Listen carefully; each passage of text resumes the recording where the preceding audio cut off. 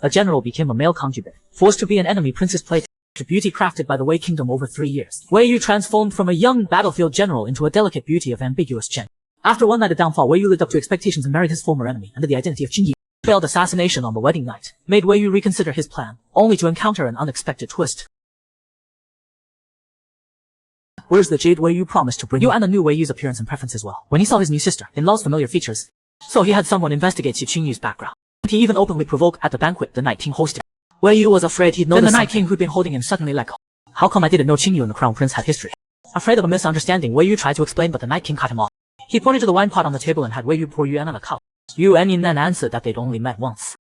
Wei Yu slowly filled his cup, and Yu An stared at him without blinking. Night King Rong Yun watched their every move. He remarked pointedly, "This one encounter seems quite fateful. Yu An laughed awkwardly, though I'm not close with sister-in-law. I have a friend who greatly admires his talent." Wei Yu's hand holding the wine bottle trembled. How could a battlefield general know how to dance? He anticipated this and continued his provocation. Hearing this, the Night King became interested too. Wei Yu panicked. If he danced, he'd definitely be exposed. But then, he slowly moved before the Night King and knelt down under his playful gaze. He put on a pitiful look, hoping the Night King would spare him this once. The Night King looked at his pitiful appearance and couldn't help but chuckle. Should I help this bullied little kitten?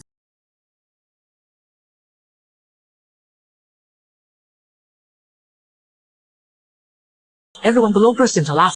Wei Yu didn't expect he'd use this excuse. Guva Yu An, seeing his familiar blushing face, grew curious again. This looks just like Wei Yu. Here the Night King, having spoiled everyone's fun, prepared to drink himself. But just as he brought the cup to his lips, a maid outside shouted that the wine was poisoned. She pointed at Wei Yu in the Night King's arms, accusing him of poisoning it. The Night King put down his cup and asked with interest if Qin Yu wanted to harm him. Wei Yu's expression froze. He hurriedly knelt down to show his loyalty. The Night King said nothing more and called the palace physician to test for poison. Everyone held their breath, only to hear the physician say there was no poison in the wine. Vice General Nai turned to look at his concubine. Akiel sobbed that she was innocent. The physician suggested they could also test with a live animal to be absolute. Just as the Night King was about to order his men to fetch a dog, Wei Yu grabbed the wine cup and drank it all in front of everyone. Yu An hurried to stop him. The Night King also gripped Wei Yu's wrist tight. Tears streamed down Wei Yu's face. "If your highness doesn't trust me, let me test it." Seeing his tearful eyes, the Night King said awkwardly, "I don't trust anyone. Why get mad at me just because I asked a few questions?" Seeing this matter had passed, both Akiel and Wei Yu breathed a sigh of relief. Akiel, also a Wei Kingdom spy, had originally planned to poison the wine today, but Wei Yu stopped her. Akiel teased him, asking if he'd really fallen for the Night King. He just crossed swords with the Night King on the battlefield before. Perhaps it was mutual respect between warriors. He felt they shouldn't use such underhanded methods to poison him. The Wei Emperor's ultimate goal is to counter the Chen Kingdom. He promised Akiel he'd ensure Chen Kingdom's defeat within 6 months. So the poisoning matter was cleared up. The Night King had the maid dragged away, but Wei Yu bowed again, pleading for the maid. He couldn't let someone die innocently for him. If your highness punishes her today, then everyone in the manor will be too scared to report anything suspicious in the future. Wei Yu's sincere plea made Yu An below feel it was familiar. He made mistakes in the Wei Kingdom before. Wei Yu would plead for him like this. His eyes lit up with joy. Could it really be? Thinking this, Yu An also stood to plead for the maid. "I truly envy your highness for having such loyal servants in your manor, and such a gentleman serving at your side." Seeing Yu An's undisguised possessive desire for Qin Yi, a flash of displeasure crossed the Night King's mind. He had the maid receive 200 lashes. 200 lashes for a defenseless woman was as good as a death sentence. Wei Yu spoke up again. But the Night King, as if he'd anticipated this, smiled and walked toward Wei Yu. He lifted his chin and said deliberately, "Then you can take her punishment." Behind the swaying red gauze, Wei Yu didn't yet know what punishment awaited him. The man was merely looked at by the crowd, and was pressed onto the bed by the jealous prince. The Night King lifted Wei Yu's chin with his whip. He asked if he knew what he did wrong today. Wei Yu turned his head away in humiliation. He really didn't know how he'd offended this tyrant again. The Night King looked at him and snorted coldly, remembering Crown Prince Yu An. He slowly moved his hand down while warning him not to let others covet. Rong Yun pressed down on him all night until Wei Yu finally lost consciousness. Only then was his resentment relieved. Though the poisoning incident appeared to be over, the Night King still sent people to investigate Xi Qingyu's movements. Because Xi Qingyu secretly contacted both the Crown Prince and General Ni's favorite concubine, people couldn't help but suspect his identity. Despite continued reporting, they also discovered Wei Yu had his appearance by the way. Supposedly this alteration technique could not only change someone's appearance but also make a man as delicate as a woman. Hearing this, Rong Yun tightened his grip on the memorial, but before he could speak, the sound of shattering porcelain came from outside. Rong Yun rushed out like a gust of wind and grabbed the throat of the person outside. Seeing it was Sai Qingyu, he looked down at the man condescendingly. Wei Yu, being choked, couldn't speak. Rong Yun suddenly slammed him against the door, demanding to know what he was doing outside. He applied more pressure. Wei Yu knew if he answered wrong, he might die here today. He answered haltingly that he only came to bring lotus seed soup. Rong Yin glanced at the broken bowl on the steps, then turned back to the person before him, and slowly released his grip. Wei Yu coughed violently. After calming down for a while, he gradually regained his usual calm. Perhaps because he just walked through death's door, Wei Yu momentarily forgot to maintain a male concubine's delicate manner. Rong Yin caught this momentary expression, remembering the spy's report that Wei Yu had his appearance altered by the Wei Emperor, and that this technique could make a man as charming as a woman. Suspicion grew in his heart. He called out to Xia Qingyu, who was turning to leave. Wei Yu thought he still didn't believe him, but then he heard the Night King point to a guard nearby, and asked, "What do you think of his looks?" Everyone knows, young Master Xi Qingyu has a reputation as a Reitang. Want me to give you this man to try? Seemingly dissatisfied with this response, Rong Yin scoffed. Could 1 month really change you this much? Wei Yu then realized the Night King wasn't testing his sincerity. He was questioning whether he was really Xi Qingyu. Xi Qingyu had a reputation for being promiscuous and wouldn't be shy about such things.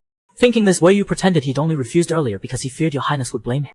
Rong Yun naturally wouldn't blame him, but Xi Qingyu's sudden change in temperament was what raised suspicion. He patted Wei Yu's rear and told him to go off. Wei Yu knew he couldn't refuse this request. He reached out to touch the guard's face and studied him carefully. He seemed truly satisfied with the man's appearance and turned his head to kiss him. A deep voice from behind interrupted his movement. Rong Yun pulled him into his arms from behind, his tone unclear. That's enough, Xi Qingyu. Haven't I satisfied you?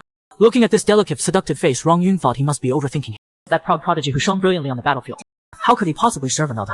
Reaching this conclusion, somehow a sense of loss arose in his heart.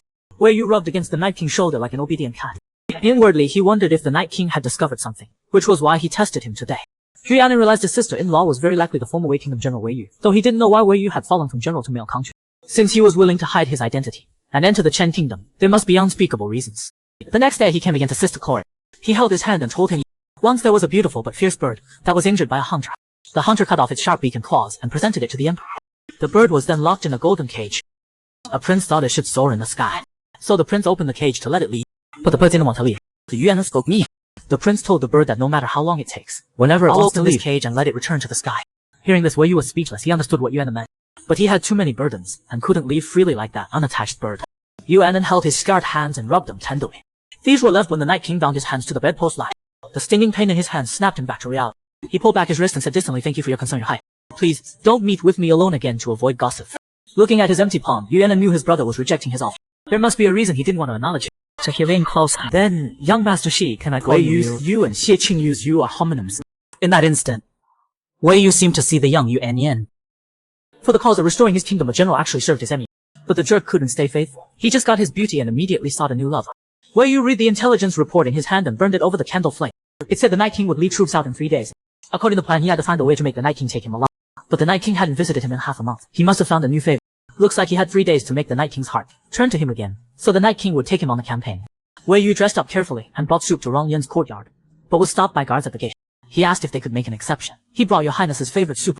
The guard looked troubled. Then the door opened from inside. Rong Yin was about to scold the guard when he glimpsed the smiling Xi Qingyu beside him. Wei Yu tried to hand over the food box, but the Night King coldly refused. Wei Yu was stunned. He didn't expect the Night King to refuse so bluntly. Rong Yin turned back into the room without attachment, telling him not to bring it again. Through the narrow crack in the door, Wei Yu saw there was indeed another person in his room. The two were intimate. Their relationship was obvious. Though he once disdained palace intrigue, now to gain a foothold he had no choice but to fight. So that night, guards at the Night King's manor discovered a maid trying to crawl out through a dog hole. Under everyone's interrogation, she frantically explained she just wanted to deliver a message. So the guards tied her up and brought her before Your Highness. Wen Han watched the Night King's every move. He offered Your Highness the freshly brewed cha. But the Night King didn't even look. He picked up the teacup on the table and drank it all. Rong Yin asked the maid below why she'd accused Xi Qingyu of poisoning before, but now was helping him send messages. The maid only said young Master Xi had saved her before, so she had to repay. Rong Yin snorted coldly. He asked you to help and you just help. What if you leak important manor information? What the?